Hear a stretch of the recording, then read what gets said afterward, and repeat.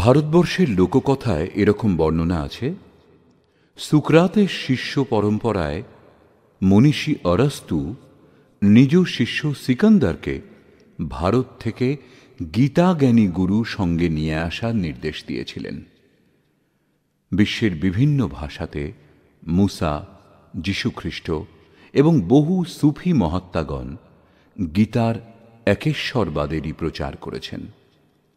ভাষান্তর হওয়ার জন্য পৃথক বোধ হলেও এ সমস্তই গীতা শাস্ত্রের সিদ্ধান্ত।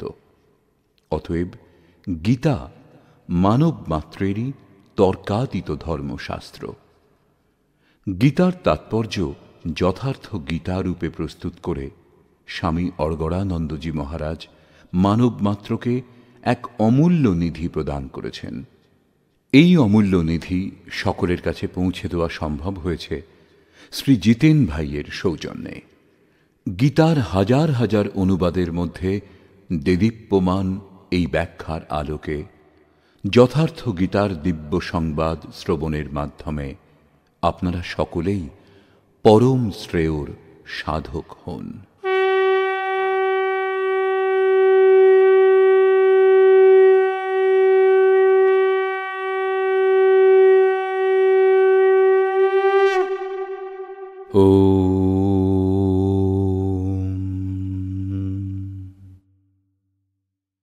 শ্রী পরমাত্মনে নমঃ।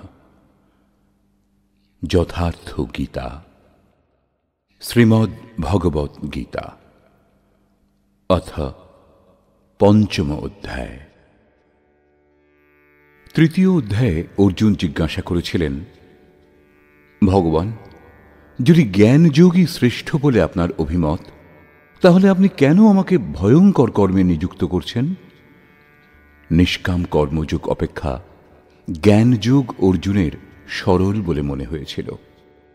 কারণ জ্ঞানযোগে পরাজয় হলে দেবত্ব লাভ হয় এবং জয়লাভে মহামহিম স্থিতি, উভয় অবস্থাতেই মনে হয়েছিল লাভ।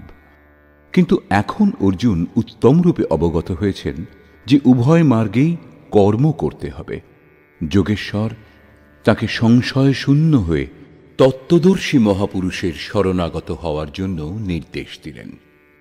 কারণ জ্ঞান লাভের স্রোত তত্ত্বদর্শী মহাপুরুষ। অতএব উভয় পথের মধ্যে থেকে একটি নির্বাচনের পূর্বে তিনি নিবেদন করলেন, অর্জুন উবাচ,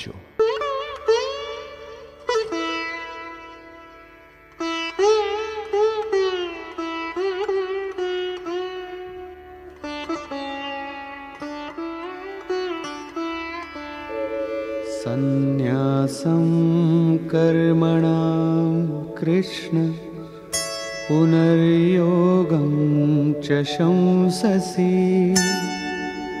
যচ্শ্রেয় এতয়োরেকং তন্মে ব্রূহি সুনিশ্চিতং।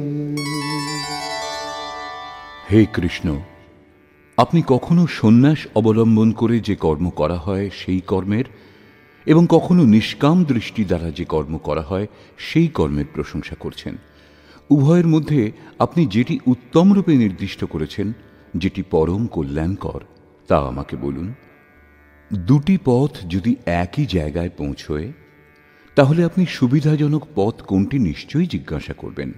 যদি না করেন, তাহলে জানতে হবে যে আপনি যাবেন না। এই প্রসঙ্গে শ্রীকৃষ্ণ বলছেন, শ্রী ভগবান উবাচ, সন্ন্যাসঃ কর্মযোগশ্চ নিঃশ্রেয়সকরাবুভৌ তয়োস্তু কর্ম সন্ন্যাসাৎ কর্মযোগো বিশিষ্যতে। অর্জুন, সন্ন্যাস অবলম্বন পূর্বক যে কর্ম করা হয়, অর্থাৎ জ্ঞানমার্গে যে কর্ম করা হয়, এবং কর্মযোগ নিষ্কামভাবে যে কর্ম করা হয়, উভয়ই পরম শ্রেয় প্রদান করে। কিন্তু তাদের মধ্যে সন্ন্যাস অথবা জ্ঞান দৃষ্টিপ্রসূত কর্ম অপেক্ষা নিষ্কাম কর্মযোগ শ্রেষ্ঠ। এখন প্রশ্ন স্বাভাবিক যে শ্রেষ্ঠ কি রূপে? ज्ञेयः स नित्यसन्न्यासी यो न द्वेष्टि न काङ्क्षति निर्द्वन्द्वो हि महाबाहो सुखं बन्धात् प्रमुच्यते।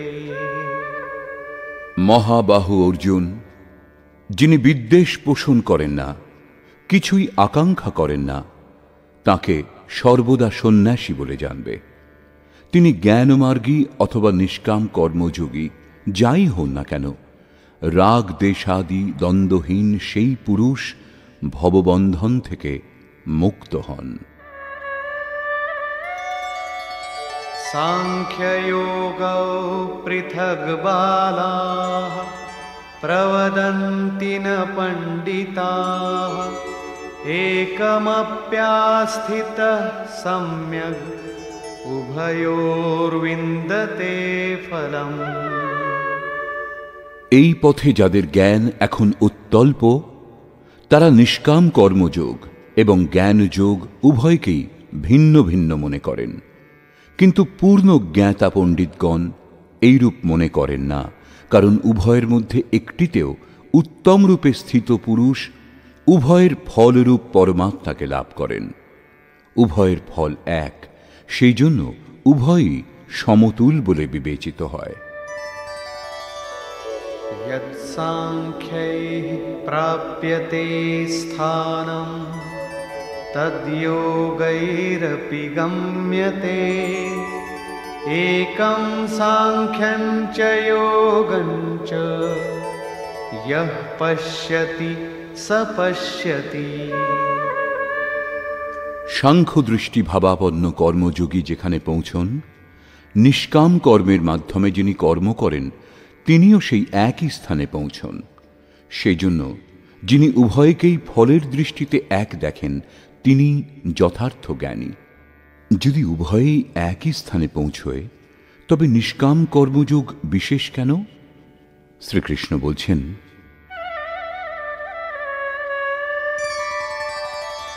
सन्न्यासस्तु महाबाहो दुःखमाप्तुमयो गतः योगयुक्तो मुनिर्ब्रह्म न चिरेणाधिगच्छति। অর্জুন, নিষ্কাম কর্মযোগের আচরণ ব্যতীত সন্ন্যাস অর্থাৎ সর্বস্বের ন্যাস প্রাপ্ত হওয়া দুঃখপ্রদ। যখন যোগের আচরণই আরম্ভ হয়নি তখন তা প্রায় অসম্ভব। সেই জন্য যিনি ভগবৎ স্বরূপ মনন করেন তিনিই মুনি, যার মন এবং ইন্দ্রিয়সমূহ মৌন, নিষ্কাম কর্মযোগের আচরণ করে শীঘ্রই পরব্রহ্ম পরমাত্মাকে লাভ করেন। স্পষ্ট হল যে জ্ঞানযোগে নিষ্কাম কর্মযোগেরই আচরণ করতে হয়, কারণ দুটিতেই ক্রিয়া এক। সেই যজ্ঞের ক্রিয়া যার শুদ্ধ অর্থ আরাধনা। উভয় মার্গেই তফাৎ কেবল কর্তার দৃষ্টিকোণের।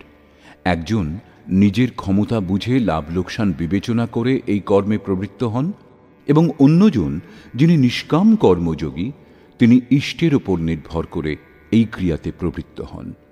উদাহরণস্বরূপ, একজন ব্যক্তিগতভাবে পড়ে, অন্যজন সংস্থাগতভাবে। উভয়ের পাঠ্যক্রম এক, পরীক্ষাও এক, পরীক্ষক নিরীক্ষক উভয়েই এক। এইরূপ উভয়ের সদ্গুরু তত্ত্বদর্শী এবং উপাধি এক, কেবল পড়বার পদ্ধতি তাদের ভিন্ন। হ্যাঁ, সংস্থাগত ছাত্রের জন্য সুবিধা অধিক থাকে। পূর্বে শ্রীকৃষ্ণ বলেছেন যে কাম এবং ক্রোধ দুর্জয় শত্রু। অর্জুন, এদের তুমি বিনাশ করো। অর্জুনের মনে হল এ তো বড় কঠিন। তখন শ্রীকৃষ্ণ বললেন, না, দেহ থেকে উৎকৃষ্ট ইন্দ্রিয়, ইন্দ্রিয় থেকে উৎকৃষ্ট মন, মন থেকে উৎকৃষ্ট বুদ্ধি, বুদ্ধি থেকে উৎকৃষ্ট তোমার স্বরূপ, সেখান থেকেই তুমি প্রেরিত। এই প্রকার নিজের ক্ষমতা বুঝে নিজের শক্তি সম্বল করে স্বাবলম্বী হয়ে কর্মে প্রবৃত্ত হওয়া জ্ঞানযোগ। শ্রীকৃষ্ণ বলেছিলেন, চিত্তকে ধ্যানস্থ করে কর্মগুলি আমাকে সমর্পণ করে আশা, মমতা এবং সন্তাপ রহিত হয়ে যুদ্ধ করো। সমর্পণের সঙ্গে ইষ্টের উপর নির্ভর করে সেই কর্মে প্রবৃত্ত হওয়া নিষ্কাম কর্মযোগ। উভয়ের ক্রিয়া এবং পরিণাম এক। এরই ওপর জোর দিয়ে যোগেশ্বর শ্রীকৃষ্ণ এখানে বলছেন যে যোগের আচরণ ব্যতীত সন্ন্যাস অর্থাৎ শুভাশুভ কর্মের সমাপ্তির স্থিতি লাভ অসম্ভব। শ্রীকৃষ্ণের অনুসারে এরূপ কোনো যোগ নেই যে হাত গুটিয়ে বসে এটা বললেই হল, আমি পরমাত্মা, শুদ্ধ বুদ্ধ, আমার কর্ম করবার প্রয়োজন নেই, আমার কোনো বন্ধন নেই, আমি ভালো মন্দ যা কিছু করি তা আমি করি না, ইন্দ্রিয় সমূহ নিজ নিজ কর্মে প্রবৃত্ত। এরূপ কপটতা শ্রীকৃষ্ণের শব্দে কোথাও নেই। সাক্ষাৎ যোগেশ্বরও নিজের অনন্য সখা অর্জুনকে কর্ম ছাড়া এই স্থিতি প্রদান করতে পারেননি। এরূপ করতে পারলে গীতার প্রয়োজন কি ছিল? কর্ম করতেই হবে, কর্ম করেই সন্ন্যাসের স্থিতি লাভ করা সম্ভব এবং যোগযুক্ত পুরুষ শীঘ্রই পরমাত্মাকে লাভ করেন। এরূপ পুরুষের লক্ষণ কি? এই প্রসঙ্গে শ্রীকৃষ্ণ বলছেন,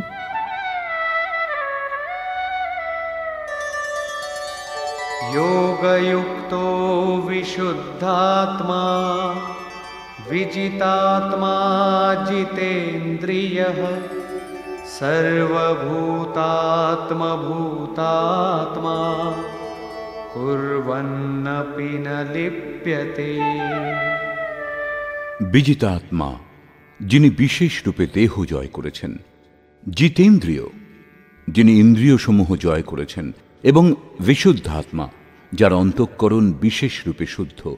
এরূপ পুরুষ সর্বভূতাত্মা ভূতাত্মা, সম্পূর্ণ ভূত প্রাণীর আত্মার মূল উদ্গম পরমাত্মার সঙ্গে একীভূত এবং যোগযুক্ত হন।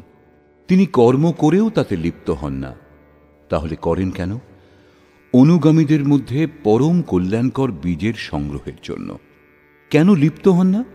কারণ সম্পূর্ণ প্রাণীগণের যিনি মূল উদ্গম, যার নাম পরম তত্ত্ব, সেই তত্ত্বে তিনি স্থিত হয়ে গেছেন। এর থেকে শ্রেষ্ঠ আর কিচ্ছু নেই যার খোঁজ করা হবে।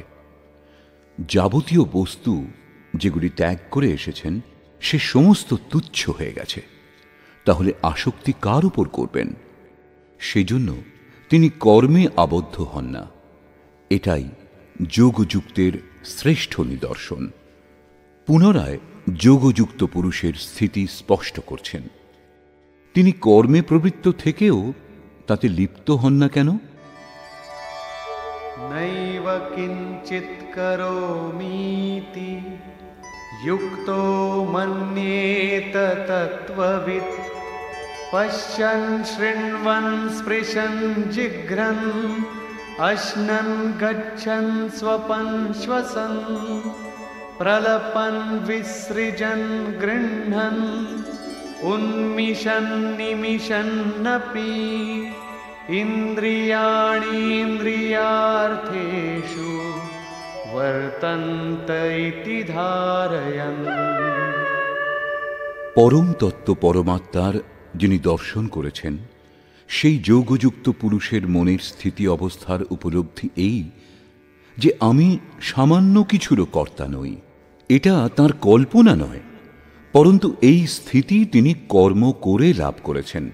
যেমন যুক্তো মন্যেত। এখন প্রাপ্তির পর তিনি সমস্ত কিছু শ্রবণে, স্পর্শনে, আঘ্রাণে, ভোজনে, গমনে, নিদ্রায়, নিঃশ্বাস প্রশ্বাসে, চক্ষুর উন্মেষ এবং নিমেষেও ইন্দ্রিয়সমূহ স্ব স্ব বিষয়ে প্রবৃত্ত এইরূপ ধারণাযুক্ত হন। পরমাত্মা থেকে শ্রেষ্ঠ কিছু নেই, এবং যখন তিনি সেই পরমাত্মাতেই স্থিত, তখন তার থেকে শ্রেষ্ঠ কোনো সুখের কামনা করে তিনি কারো স্পর্শ ইত্যাদি করবেন? যদি এর থেকে শ্রেষ্ঠ কিছু থাকত তাহলে আসক্তি অবশ্যই হতো। কিন্তু প্রাপ্তির পর এখন এগিয়ে যাবেন কোথায় এবং কি ত্যাগ করবেন? সেই জন্য যোগযুক্ত পুরুষ লিপ্ত হন না। একেই একটি উদাহরণের মাধ্যমে স্পষ্ট করলেন। ब्रह्मण्याधाय कर्माणि संगं त्यक्त्वा करोति यः लिप्यते न स पापेन পদ্মপত্রমিবাম্ভসা। পদ্মফুলের জন্ম কাদায় হয়, পদ্মপাতা জলে ভাসতে থাকে, তরঙ্গ রাত দিন তার উপর দিয়ে যাওয়া আসা করে, কিন্তু এর পাতা দেখবেন শুকনোই থাকে। জলের একটা বিন্দুও তার উপর স্থির হতে পারে না। জল এবং পাঁকের মধ্যে থেকেও পদ্মপাতা তাতে লিপ্ত হয় না। সেইরূপ যে পুরুষ সমস্ত কর্ম পরমাত্মাতে বিলয় করে, কারণ সাক্ষাৎকারের সঙ্গেই কর্মের বিলয় হয়, এর পূর্বে নয়, আসক্তি ত্যাগ করে, কারণ এর থেকে শ্রেষ্ঠ আর কিছু নেই, অতএব আসক্তিও থাকে না, সেই জন্য আসক্তি ত্যাগ করে কর্ম করেন, এইরূপ তিনিও লিপ্ত হন না। তাহলে তিনি করেন কেন? আপনাদের জন্যে, সমাজের কল্যাণ সাধনের জন্যে, অনুগামীদের পথ দেখানোর জন্যে। এই প্রসঙ্গেই জোর দিলেন।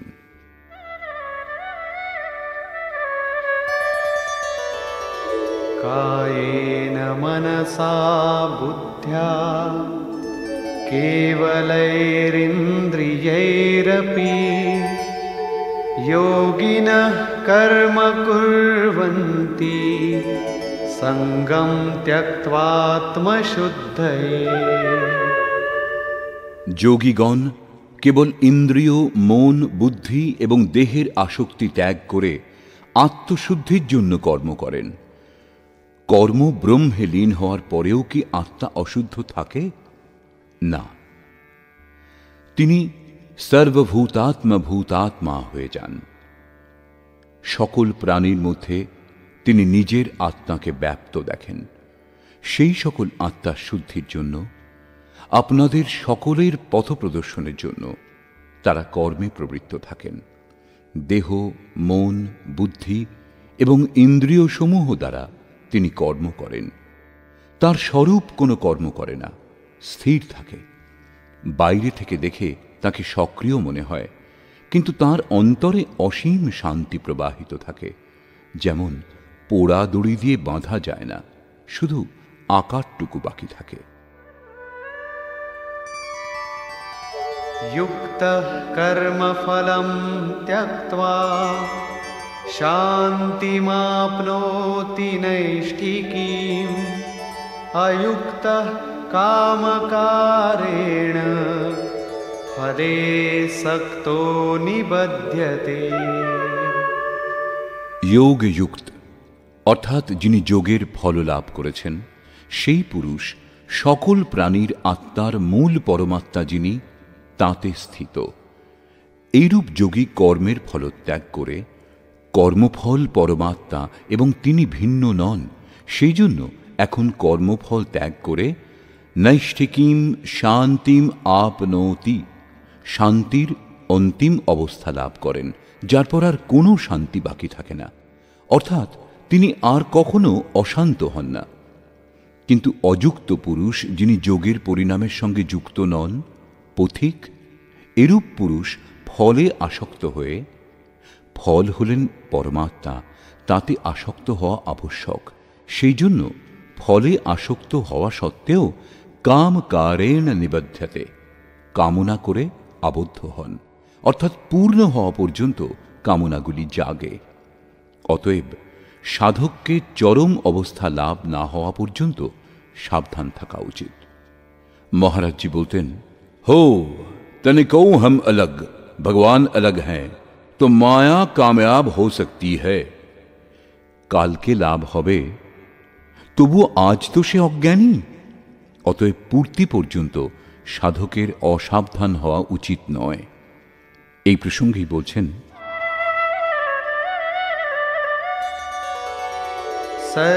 सर्वकर्माणि मनसा सन्न्यस्यास्ते सुखं वशी नवद्वारे पुरे देहि नैव कुर्वन्न कारयन्। যিনি সম্পূর্ণরূপে স্ববশে, যিনি কায়, মন, বুদ্ধি এবং প্রকৃতির ঊর্ধ্বে স্বয়ংে স্থিত, এরূপ পুরুষ নিঃসন্দেহে নিজে কিছু করেন না এবং কাউকে কর্মে প্রবর্তিতও করেন না। অনুগামীদের দিয়ে করালেও তার আন্তরিক শান্তিকে কিছু স্পর্শ করতে পারে না। এরূপ স্বরূপস্থ পুরুষ শব্দাদি বিষয়গুলিকে যে নবোদ্বারের মাধ্যমে অনুভব করেন, সেই নবোদ্বার দুটি কান, দুটি চোখ, দুটি নাসিকা ছিদ্র, একটি মুখ, উপস্থ এবং পায়ুযুক্ত দেহরূপ গৃহে সমস্ত কর্ম মন থেকে ত্যাগ করে স্বরূপানন্দেই স্থিত থাকেন। বাস্তব পক্ষে তিনি কিছু করেন না এবং করানও না। পুনরায় একেই শ্রীকৃষ্ণ অন্য শব্দে বলেছেন যে সেই প্রভু নিজে কিছু করেন না, কাউকে কোনো কর্মে প্রবর্তিতও করেন না। সদ্গুরু, ভগবান, প্রভু, স্বরূপস্থ মহাপুরুষ সকলেই একে অন্যের পর্যায়ভুক্ত। আলাদাভাবে কোনো ভগবান কিছু করবার জন্যে আসেন না। যখন কিছু করেন তখন এই স্বরূপস্থ ইষ্টের মাধ্যমে করান। মহাপুরুষের জন্য দেহ গৃহমাত্র, অতএব পরমাত্মা করুন অথবা মহাপুরুষ একই ব্যাপার, কারণ তিনি তাঁদের মাধ্যমে করেন। বস্তুত সেই পুরুষ করেও কিছুই করেন না।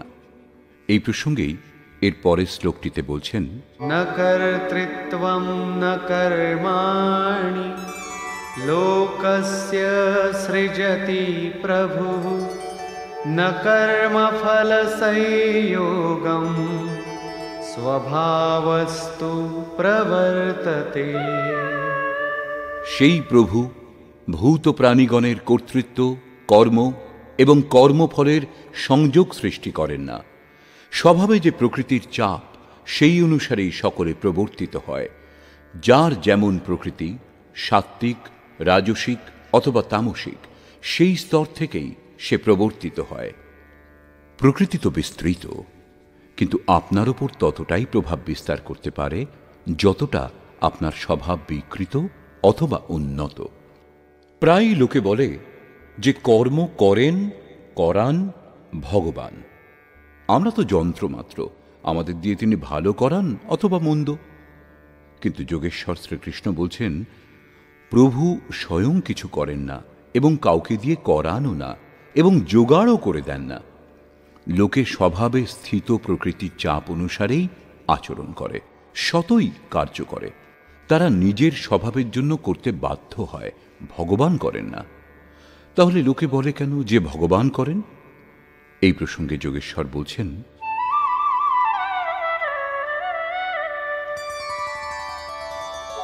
না দত্তে কস্যচিৎ পাপম ন চৈব সুকৃতম বিভুঃ অজ্ঞানেনাবৃতম জ্ঞানম তেন মুহ্যন্তি জন্তবঃ। যাকে আগে প্রভু বলা হয়েছে, এখানে তাকেই বিভু বলা হল, কেননা তিনি সম্পূর্ণ বৈভবযুক্ত। প্রভুতা এবং বৈভবে সংযুক্ত সেই পরমাত্মা কারো কোনো পাপ কর্ম অথবা কারো পুণ্যকর্ম গ্রহণ করেন না। তবুও লোকে বলে কেন? এই কারণে যে অজ্ঞানে জ্ঞান আবৃত হয়ে আছে তাদের। এখনো প্রত্যক্ষ গোচরীভূত যে জ্ঞান, তা হয়নি। তারা এখনো জন্তু, মোহবশত যা কিছু বলতে পারে। জ্ঞান দ্বারা কি হয় একে স্পষ্ট করলেন।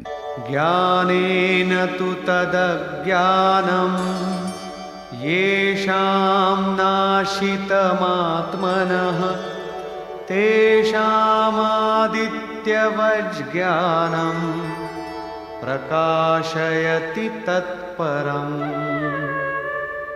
যাদের অন্তঃকরণের অজ্ঞান, যার দ্বারা জ্ঞান আবৃত ছিল, আত্মসাক্ষাৎকার দ্বারা বিনষ্ট হয়েছে, এবং যিনি জ্ঞান লাভ করেছেন, তার জ্ঞান সূর্যের মতো পরম তত্ত্ব পরমাত্মাকে প্রকাশিত করে। তাহলে কি পরমাত্মা অন্ধকারের নাম? না, তিনি তো স্বয়ং প্রকাশ রূপ দিন রাতি, স্বয়ং প্রকাশমান আছেন ঠিকই, কিন্তু আমাদের উপভোগের জন্য নয়। দেখা তো যায় না। যখন জ্ঞান দ্বারা অজ্ঞান অপসারিত হয়, তখন সেই জ্ঞান সূর্যের মতো পরমাত্মাকে সাধকের মতো প্রবাহিত করে দেয়। তখন তার জন্য কোথাও অন্ধকার বলে কিছু থাকে না। সেই জ্ঞানের স্বরূপ কি?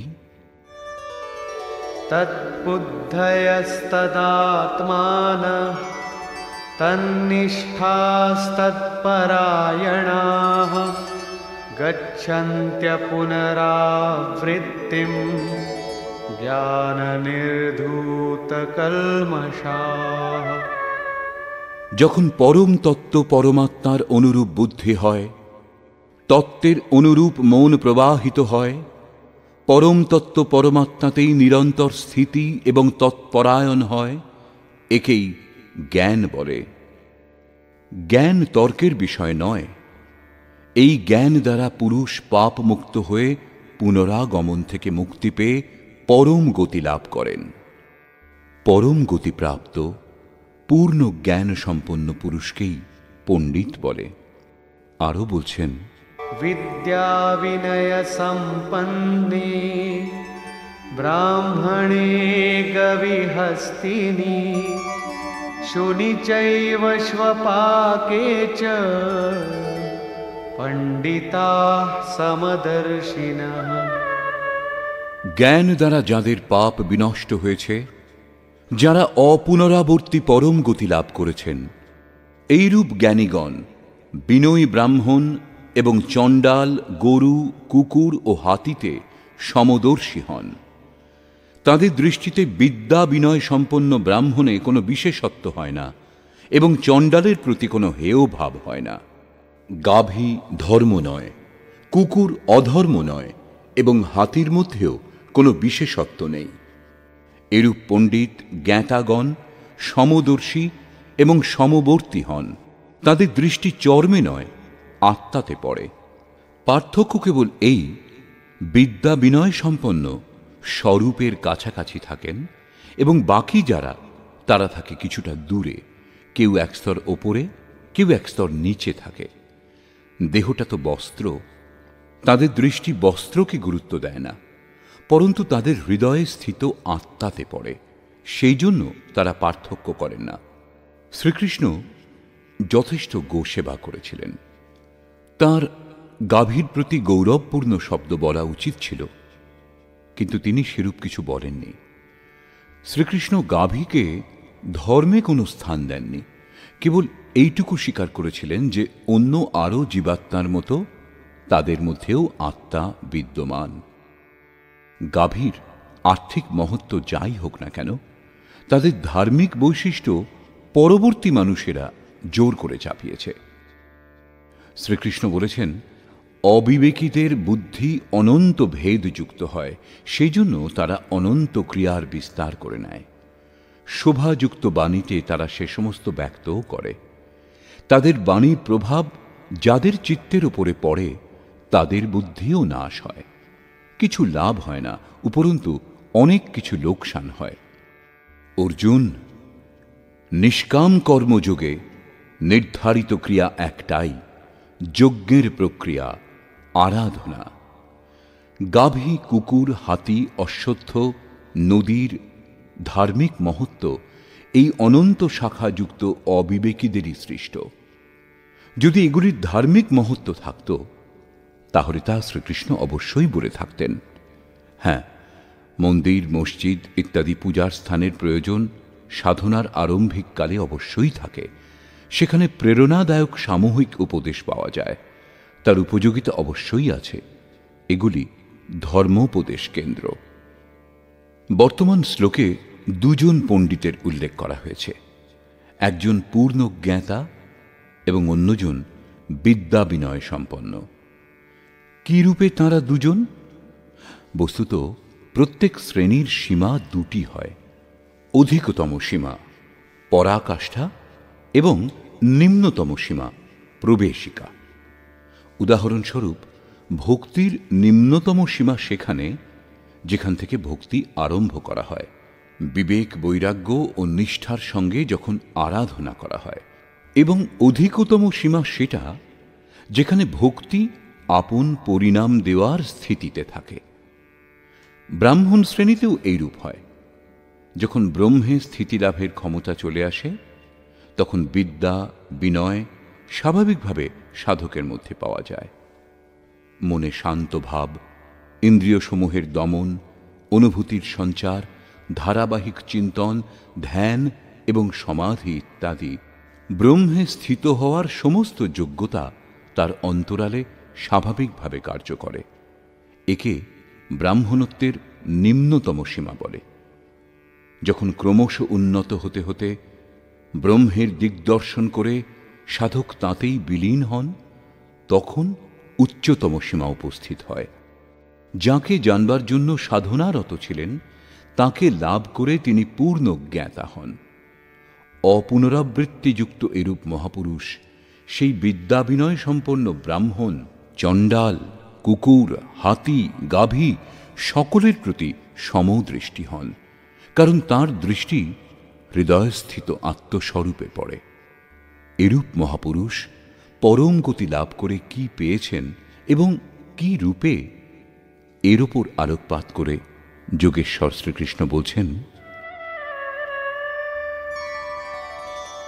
ইহৈব তৈর্জিতঃ সর্গো येषां साम्ये स्थितं मनः निर्दोषं हि समं ब्रह्म तस्माद् ब्रह्मणि ते स्थिताः। সেই মহাপুরুষগণ জীবিত অবস্থাতেই সম্পূর্ণ সংসার জয় করেন, যাদের মন সমভাবে স্থিত। মনের সমভাবের সঙ্গে সংসার জয় করবার কি সম্বন্ধ? সংসার লুপ্ত হওয়ার পর সেই পুরুষ থাকেন কোথায়? শ্রীকৃষ্ণ বলছেন, নির্দোষম হি সমং ব্রহ্ম। সেই ব্রহ্ম নির্দোষ এবং সম হন। এদিকে সেই পুরুষগণের মনও নির্দোষ ও সমস্থিতিযুক্ত হয়ে যায়। তস্মাৎ ব্রহ্মণি তে স্থিতা। সেই জন্যে তারা ব্রহ্মে স্থিত হতে পারেন। একেই অপুনরাবর্তী পরম গতি বলে। এটা কখন লাভ হয়? যখন সংসার রূপ শত্রুকে জয় করে নেওয়া হয়। এই সংসারকে কখন জয় করা সম্ভব হয়? যখন মন নিরুদ্ধ হয়, সমভাবে স্থিত হয়, কারণ মনের প্রসারই জগৎ। যখন তারা ব্রহ্মে স্থিত হন, তখন ব্রহ্মবিদের লক্ষণ কি? তাদের অবস্থিতি স্পষ্ট করলেন।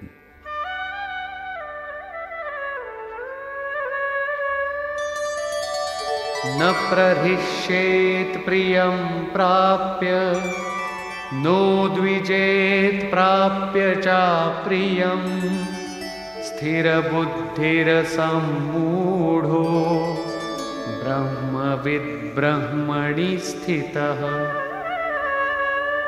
সেই জন্য সাধারণ লোকে যাকে প্রিয় বলে মনে করে, তাকে পেয়ে তিনি উৎফুল্ল হন না, এবং যাকে লোকে অপ্রিয় বলে ভাবে, যেমন ধর্মাবলম্বী প্রতীক রূপে ব্যবহার করেন, তাকে পেয়ে তিনি উদ্বিগ্ন হন না। তার প্রিয় অপ্রিয় বলে কেউ থাকে না। এরূপ স্থির বুদ্ধি, অসংমূঢ়, সংশয় শূন্য, ব্রহ্মবিদ, ব্রহ্মের সঙ্গে সংযুক্ত, ব্রহ্মবেত্তা, ব্রহ্মণি স্থিত, পরাৎপর ব্রহ্মে সদৈব স্থিত থাকেন।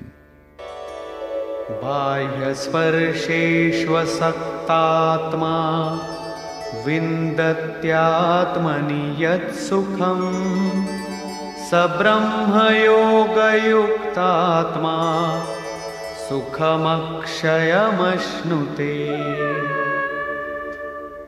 বাহ্য সংসারের বিষয় ভোগে অনাসক্ত পুরুষ অন্তরাত্মাতে স্থিত যে সুখ বিদ্যমান, সেই সুখ লাভ করেন। সেই পুরুষ ব্রহ্মযোগে যুক্তাত্মা, পরব্রহ্ম পরমাত্মায় মিলিত হয়ে যুক্তাত্মা হন। সেই জন্য তিনি অক্ষয় আনন্দ উপভোগ করেন, যে আনন্দ কখনো ক্ষয় হয় না। এই আনন্দ উপভোগ করতে কে সমর্থ? যিনি বাহ্য বিষয় ভোগে অনাসক্ত। তাহলে কি ভোগ বাধক? ভগবান শ্রীকৃষ্ণ বলছেন, ये हि संस्पर्शजा भोगा दुःखयोनय एव ते आद्यन्तवन्तः कौन्तेय न तेषु रमते बुधः। কেবল ত্বকই নয়, সকল ইন্দ্রিয় স্পর্শ করে। দেখা চোখের স্পর্শ, শোনা কানের স্পর্শ। এই প্রকার ইন্দ্রিয়সমূহ এবং বিষয়সমূহের সংযোগে উৎপন্ন সকল ভোগ যদ্যপি ভোগকালে সুখদায়ক বলে মনে হয়, কিন্তু নিঃসন্দেহে সে সকল দুঃখয়োনয়, দুঃখদায়ক যোনির কারণ। এই ভোগই যোনিগুলির কারণ। শুধু তাই নয়, ভোগের কামনা মনে জাগে এবং কামনা পূরণের পর তা নাশ হয়ে যায়। ভোগ নাশবান। সেই জন্য কৌন্তেয়, বিবেকী পুরুষ তাতে আবদ্ধ হন না। ইন্দ্রিয়সমূহের এই স্পর্শে কি থাকে? কাম এবং ক্রোধ, রাগ এবং দ্বেষ। এই প্রসঙ্গে শ্রীকৃষ্ণ বলছেন, शक्नोति हैव यः सोढुं प्राक्शरीरविमोक्षणात् कामक्रोधोद्भवं वेगं स युक्तः स सुखी नरः। সেই জন্য যে মনুষ্য দেহ বিনাশের পূর্বেই কাম এবং ক্রোধ থেকে উৎপন্ন বেগ সহ্য করতে, নাশ করতে সক্ষম হন, তিনি নর, অর্থাৎ যিনি রমণ করেন না। তিনি এই লোকে যোগযুক্ত এবং সুখী। এরপর আর দুঃখ নেই। সেই সুখে অর্থাৎ পরমাত্মাতে স্থিতি লাভ করেন। জীবিত অবস্থাতেই এর প্রাপ্তির বিধান, মৃত্যুর পর নয়। সন্ত কবীর এই বিষয়ে স্পষ্ট বলেছেন, অবধূ জীবত মে কর আশা। তাহলে কি মৃত্যুর পর মুক্তি লাভ হয় না? তিনি বলেছেন, মুয়ে মুক্তি গুরু কহে স্বার্থী, ঝুঠা দে বিশ্বাসা। এই কথন যোগেশ্বর শ্রীকৃষ্ণেরও, যে দেহ থাকতেই মৃত্যুর পূর্বেই যিনি কাম ক্রোধের বেগ নাশ করতে সক্ষম, সেই পুরুষ এই লোকে যোগী, তিনি সুখী। কাম ক্রোধ বাহ্য স্পর্শই শত্রু, এদের জয় করুন। এইরূপ পুরুষের লক্ষণ সম্বন্ধে পুনরায় বলছেন, योऽन्तः सुखोऽन्तरारामः तथान्तर्ज्योतिरेव यः स योगी ब्रह्मनिर्वाणं ब्रह्मभूतोऽधिगच्छति। যিনি অন্তরাত্মাতেই সুখী, অন্তরারামঃ, অন্তরাত্মাতেই প্রশান্ত চিত্ত, এবং যিনি অন্তরাত্মাতেই প্রকাশমান, যিনি সাক্ষাৎকার করেছেন, সেই যোগী ব্রহ্মভূত, ব্রহ্মে একীভূত হয়ে ব্রহ্ম নির্বাণম, বাণীর ঊর্ধ্বে যে ব্রহ্ম, সেই শাশ্বত ব্রহ্মকে লাভ করেন। অর্থাৎ সর্বপ্রথম বিকারসমূহের কাম ক্রোধের অন্ত, তারপরে দর্শন এবং শেষে প্রবেশ। আরও বলছেন,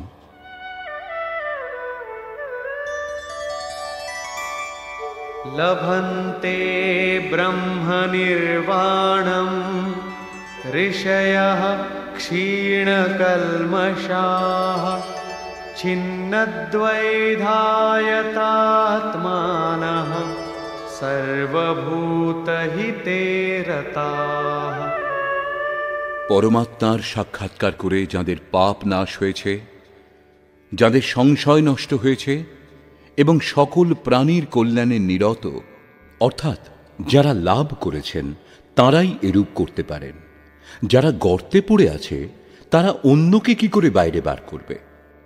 সেই জন্য মহাপুরুষগণের স্বাভাবিক গুণ করুণা এবং যথাত্মানঃ, জিতেন্দ্রিয় ব্রহ্মবেত্তা পুরুষ শান্ত পরব্রহ্মকে লাভ করেন। সেই মহাপুরুষের স্থিতির ওপর পুনরায় আলোকপাত করলেন। कामक्रोधवियुक्तानां यतीनां यतचेतसाम् अभितो ब्रह्मनिर्वाणं वर्तते विदितात्मनाम्। কাম ক্রোধ থেকে মুক্ত, যিনি চিত্ত জয় করেছেন, যিনি পরমাত্মার সাক্ষাৎকার করেছেন, সেই জ্ঞানী পুরুষগণ সর্বদিক থেকে শান্ত পরব্রহ্মকে লাভ করেন। যোগেশ্বর শ্রীকৃষ্ণ বারবার সেই পুরুষের স্থিতির ওপর জোর দিচ্ছেন, যাতে প্রেরণা লাভ করে সাধক এতে প্রবৃত্ত হন। প্রশ্নটি প্রায় সম্পূর্ণ হল। এখন তিনি পুনরায় জোর দিচ্ছেন যে এই স্থিতি লাভ করবার আবশ্যক অঙ্গ হল শ্বাস প্রশ্বাসে চিন্তন। যজ্ঞের প্রক্রিয়াতে প্রাণের অপানে আহুতি, অপানের প্রাণে আহুতি, প্রাণ অপান উভয়ের গতি কিরূপে নিরুদ্ধ করতে হয় বলেছেন, সেটাই বুঝিয়ে দিচ্ছেন।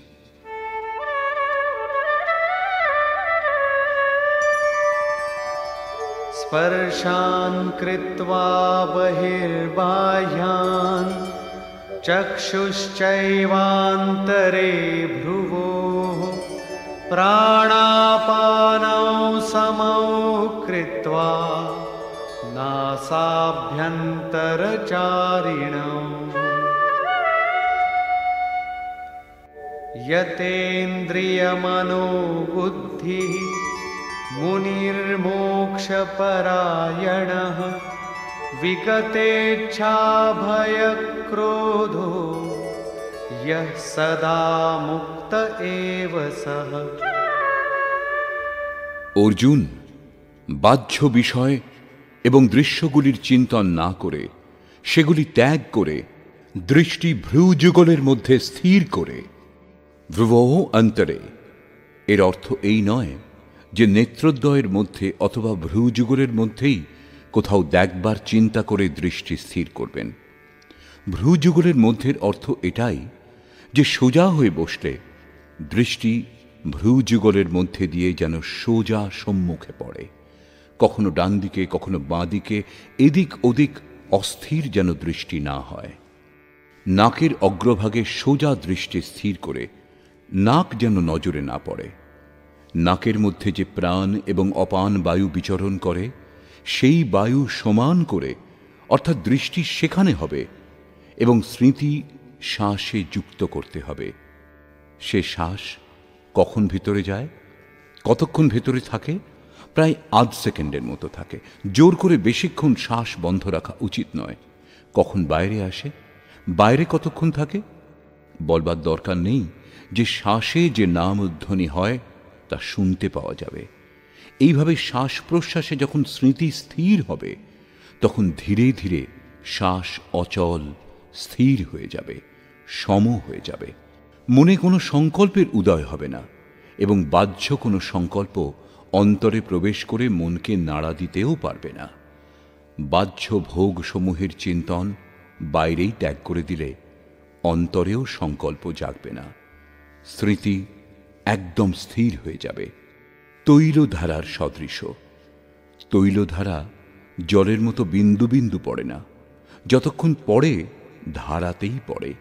এইরূপ প্রাণ ও অপানের গতি সমান স্থির করে ইন্দ্রিয় সমূহ, মন এবং বুদ্ধি যিনি জয় করেছেন, ইচ্ছা, ভয় এবং ক্রোধ রহিত, যিনি মননশীলতার চরম সীমায় পৌঁছেছেন, এরূপ মোক্ষপরায়ণ মুনি সদা মুক্ত। মুক্ত হয়েও তিনি কোথায় যান, কি লাভ করেন? এই প্রসঙ্গে বলছেন,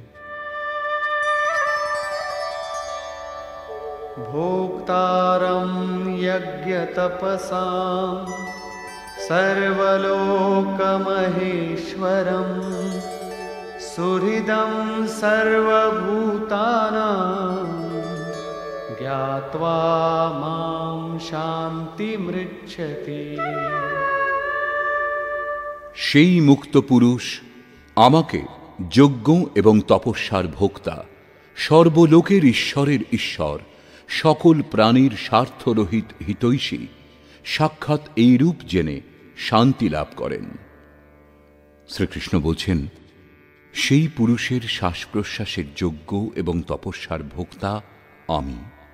যজ্ঞ এবং তপস্যা অবশেষে যার মধ্যে বিলীন হয় সেও আমি। সেই পুরুষ আমাকে লাভ করেন। যজ্ঞের শেষে যার নাম শান্তি, তা আমারই স্বরূপ। সেই মুক্ত পুরুষ আমাকে জানেন এবং জানবার পর আমাকেই লাভ করেন। একেই শান্তি বলে। আমি যেমন ঈশ্বরেরও ঈশ্বর, সেইরূপ তিনিও। নিষ্কর্ষ। বর্তমান অধ্যায়ের আরম্ভে অর্জুন জিজ্ঞাসা করেছিলেন যে কখনো আপনি নিষ্কাম কর্মযোগের এবং কখনো সন্ন্যাস মার্গ অনুসারে যে কর্ম করা হয় তার প্রশংসা করছেন। অতএব উভয়ের মধ্যে যেটা আপনি চূড়ান্ত বলে নির্দিষ্ট করেছেন, যা পরম কল্যাণকর, তা আমাকে বলুন। শ্রীকৃষ্ণ বললেন, অর্জুন, দুটিই পরম কল্যাণকর। উভয় মার্গেই সেই নির্ধারিত যজ্ঞের প্রক্রিয়াই সম্পাদন করা হয়। তবুও নিষ্কাম কর্মযোগ বিশিষ্ট। এর অনুষ্ঠান না করলে সন্ন্যাস অর্থাৎ শুভাশুভ কর্মগুলি শেষ হয় না। সন্ন্যাস পথের নাম নয়, গন্তব্যের নাম সন্ন্যাস। যিনি যোগযুক্ত তিনিই সন্ন্যাসী। যোগযুক্তের লক্ষণ বললেন তিনিই প্রভু। তিনি কিছু করেন না, কাউকে দিয়ে কিছু করানও না, পরন্তু স্বভাববশত প্রকৃতির চাপে পড়ে বাধ্য হয়ে মানুষ নিজ নিজ কর্মে ব্যস্ত থাকে। যিনি সাক্ষাৎ আমাকে জানতে পারেন তিনি জ্ঞাতা এবং পণ্ডিত। যজ্ঞের পরিণামে পুরুষ আমাকে জানতে পারেন। শ্বাস প্রশ্বাসে জপ এবং যজ্ঞ তপস্যা যার মধ্যে বিলীন হয় সে আমি। যজ্ঞের পরিণাম স্বরূপ আমাকে জানবার পর তাঁরা যে শান্তি লাভ করেন তাও আমি। অর্থাৎ শ্রীকৃষ্ণ সদৃশ মহাপুরুষের মতো স্বরূপ তাঁরাও লাভ করেন। তিনিও ঈশ্বরের ঈশ্বর, আত্মারও আত্মস্বরূপময় হয়ে যান। সেই পরমাত্মার সঙ্গে একীভূত হন। এক হতে যতগুলি জন্মই লাগুক না কেন। বর্তমান অধ্যায় স্পষ্ট করলেন যে যজ্ঞ তপস্যার ভোক্তা। মহাপুরুষেরও অন্তরে বিদ্যমান শক্তি মহেশ্বর। অতএব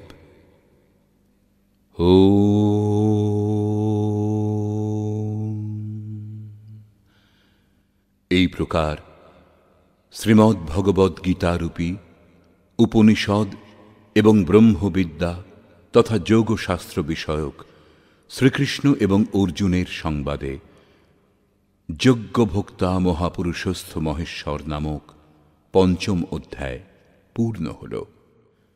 এই প্রকার শ্রীমৎ পরমহংস পরমানন্দজির শিষ্য স্বামী অর্গড়ানন্দকৃত শ্রীমদ্ ভগবদ্ গীতার ভাষ্য যথার্থ গীতাতে যজ্ঞভোক্তা মহাপুরুষস্থ মহেশ্বর নামক পঞ্চম অধ্যায় সমাপ্ত হল। হরি ওম তৎসৎ।